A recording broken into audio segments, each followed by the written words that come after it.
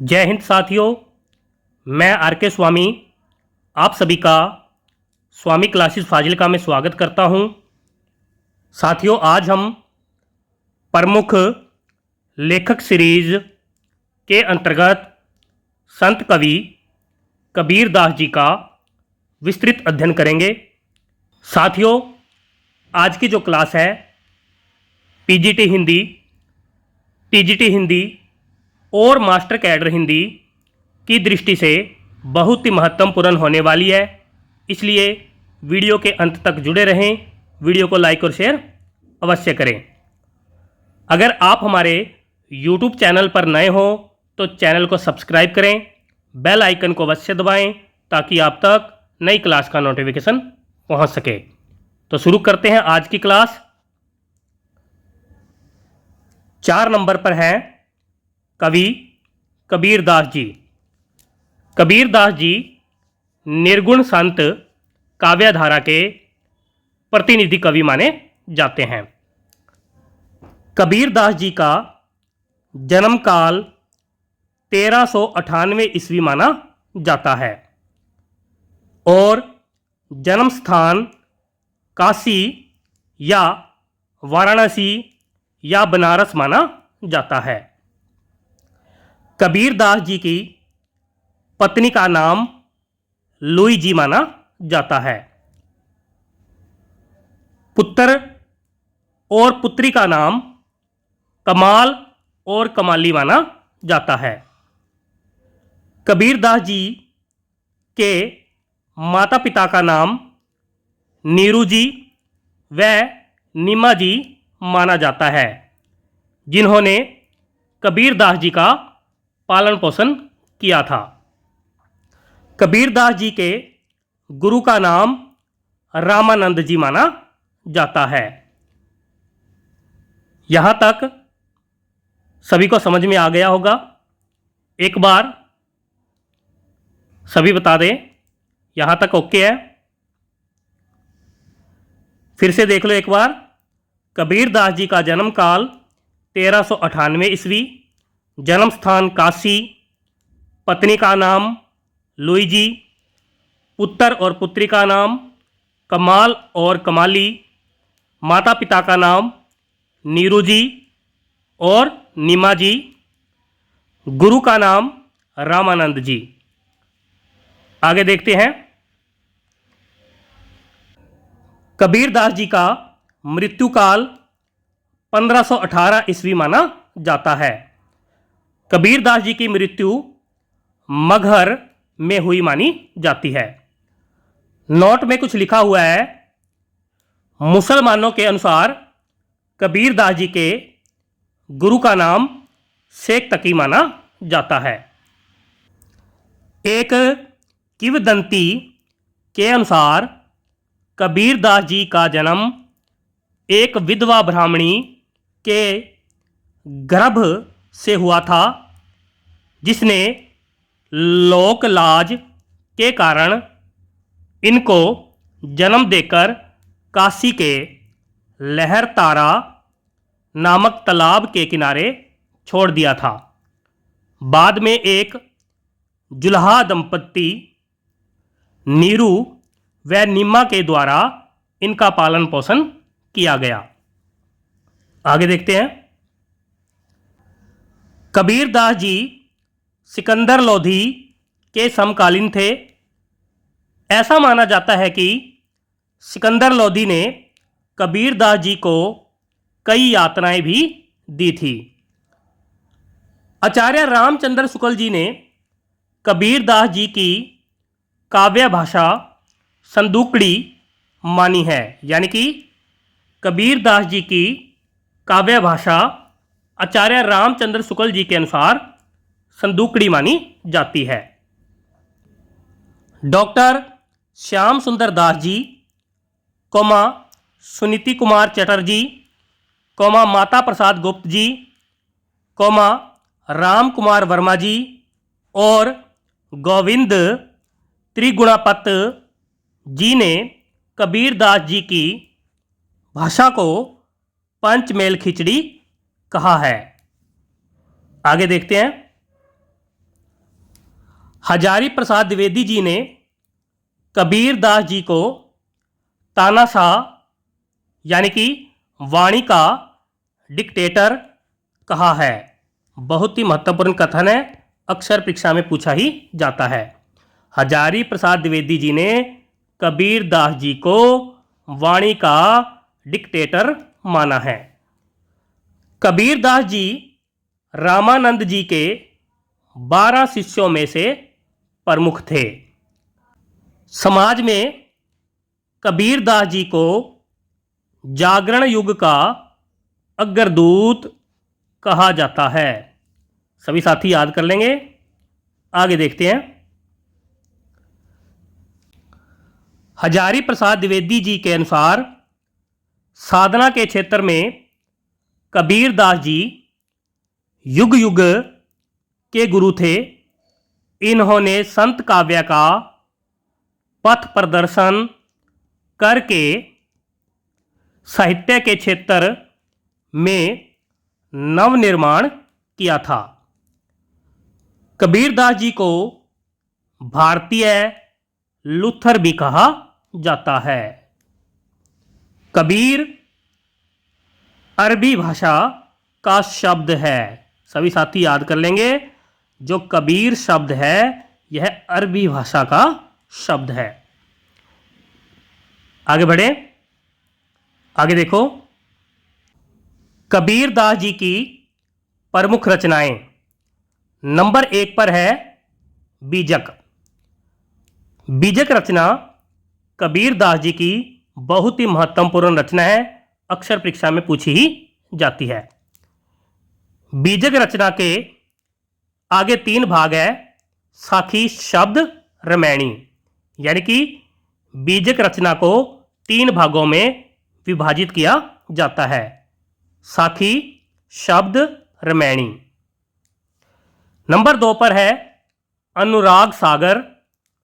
Number 3 पर है कबीर गोरख गोष्ठी।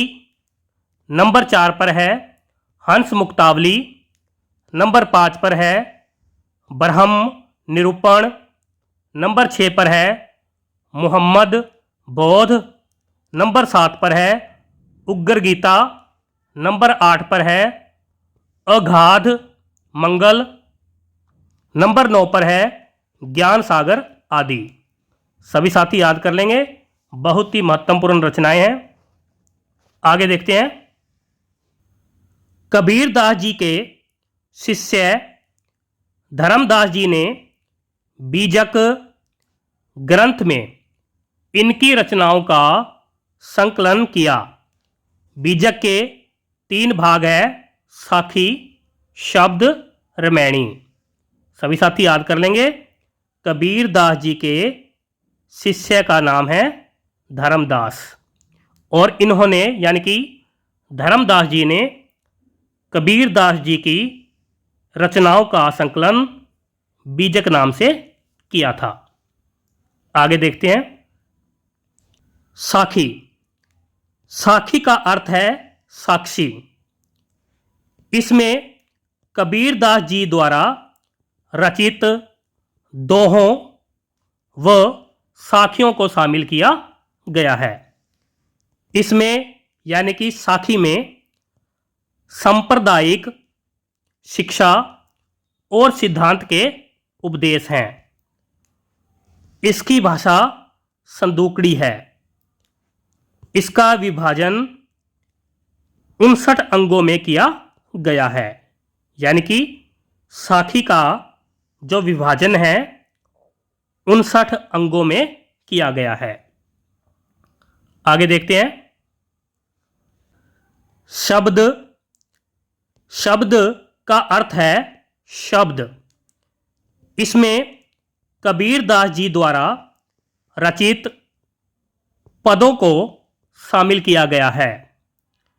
इसमें ब्रज या पूर्वी भाषा का प्रयोग हुआ है। सभी साथी याद कर लेंगे। आगे देखते हैं।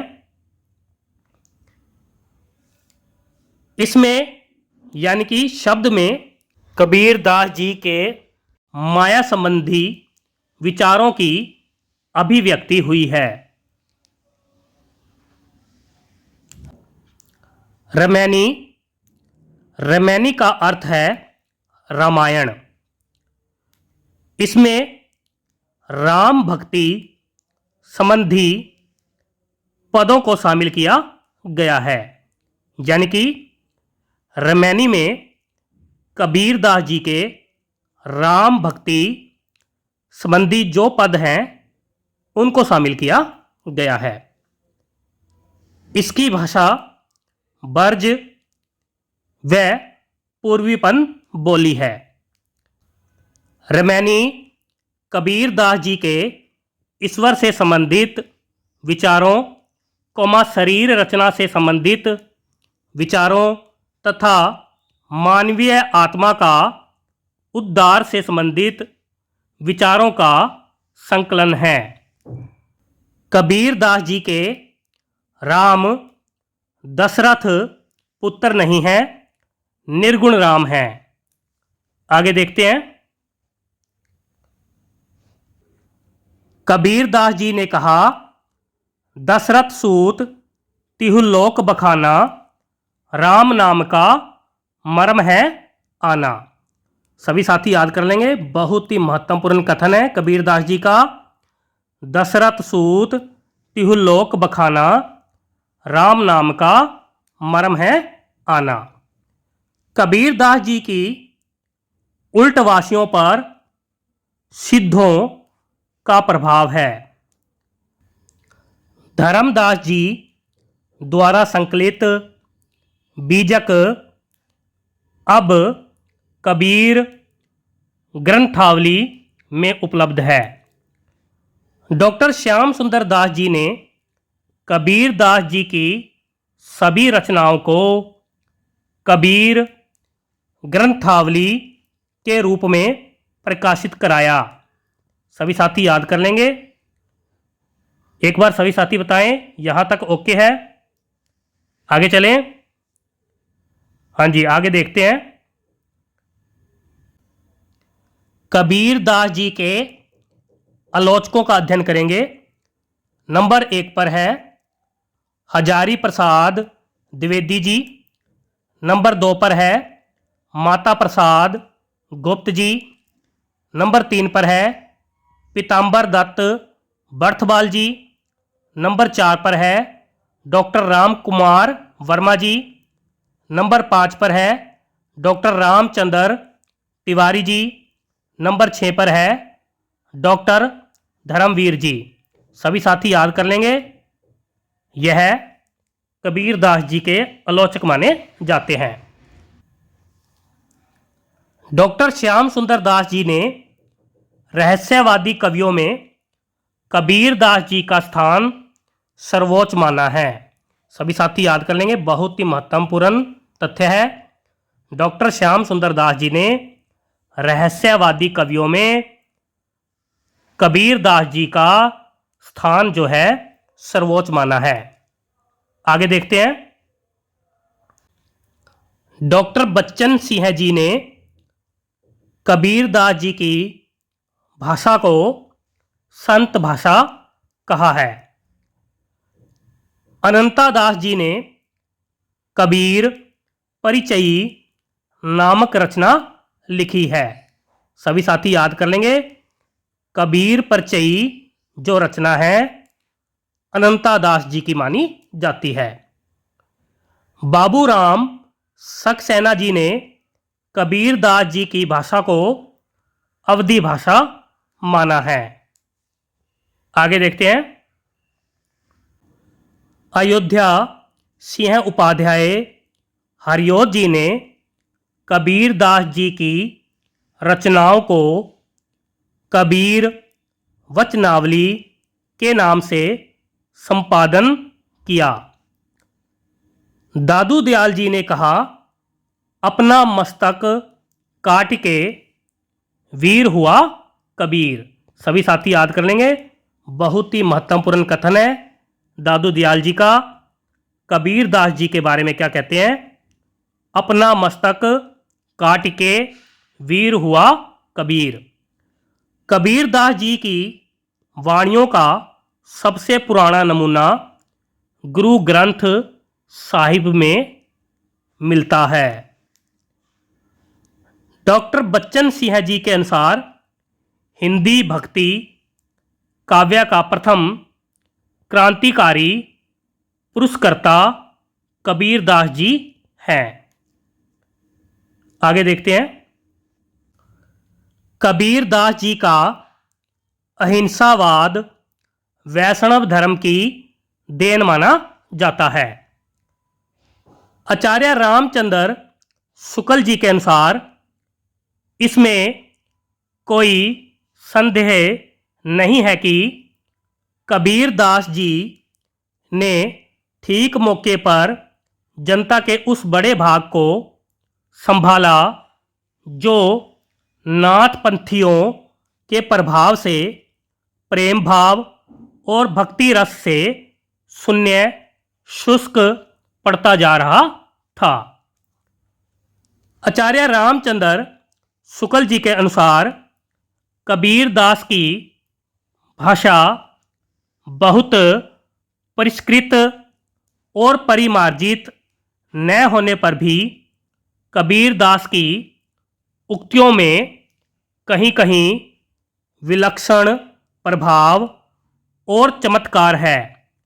प्रतिभा उनमें बड़ी प्रखर थी। बहुत ही महत्वपूर्ण कथन है, अक्सर परीक्षा में पूछा ही जाता है। सभी साथी याद कर लेंगे। साथियों, ये थे कबीर दास जी के बारे में बहुत ही महत्वपूर्ण तथ्य। आशा करता हूँ कि आज की इस क्लास में आपको बहुत कुछ नया सीखने को मिला होगा। इसी प्रकार से निरंतर अध्ययन करने के लिए चैनल को सब्सक्राइब करें, बेल आइकन को अवश्य दबाएं ताकि आप तक नई क्लास का नोटिफिकेशन पहुंच सके। वीडियो को लाइक और शेयर अवश्य करें। अगर आपने हमारी पहली वाली क्लासेस नहीं देखी है तो आप प्लेलिस्ट में जाकर उन क्लासों को अवश्य देखें और हिंदी की बेहतर तैयारी करें। तो मिलते हैं अगली क्लास में, तब तक के लिए जय हिंद।